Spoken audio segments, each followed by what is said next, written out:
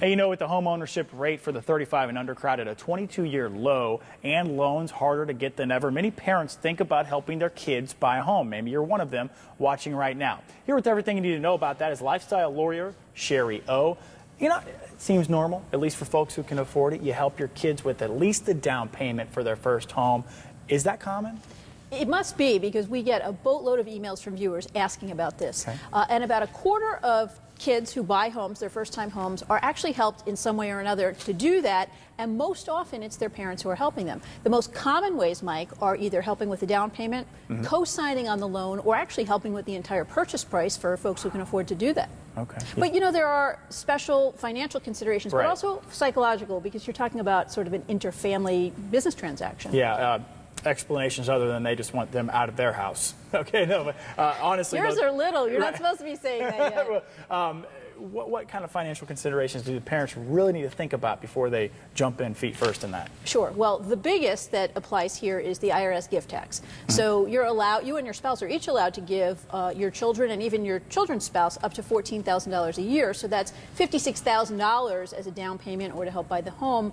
There are lifetime caps on the gift tax. So if you have a lot of money and you might hit that cap, you want to talk to a financial planner. But there are also lender requirements and loan requirements. So for example, the lender is going to want to document that it's actually a gift, that there are no strings attached, it doesn't have to be repaid.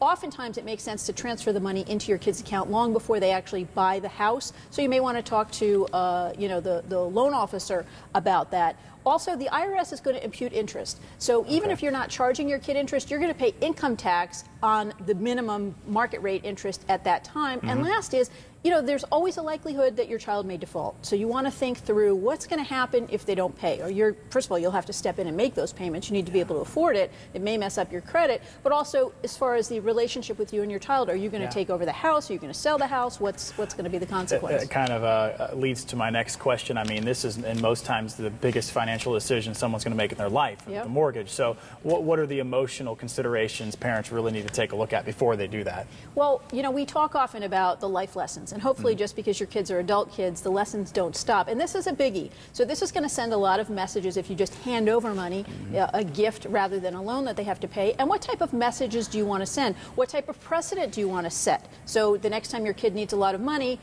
is it going to be a loan or a gift? So that's one of the reasons a lot of people choose to do a rent-to-own scenario or maybe an equity sharing deal. So when the kid sells the house, you get your money back, maybe some of the profit.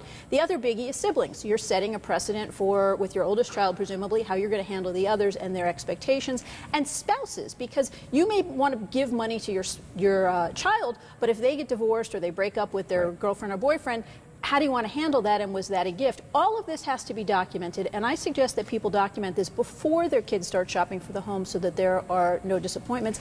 Also, a great lesson in itself, that you need to document business transactions and understand what those documents mean. Well, there's a smart way to prepare for it. And Shari O, our lifestyle lawyer, we're glad we have you here for that. Holly, back to you.